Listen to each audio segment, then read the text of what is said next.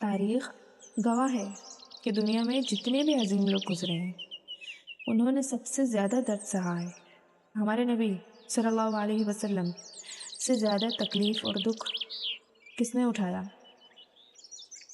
درد انسان کو ختم کرنے نہیں آتا، بلکہ یہ ہمارے اندر کو فولاد بنانے آتا ہے۔ اگر آج دل دکھی ہے، اداس ہے، تو مایوس مت ہو۔ اللہ ہمیں، آپ کو کسی بہت بڑے مقصد کے لیے تیار کر رہا ہے۔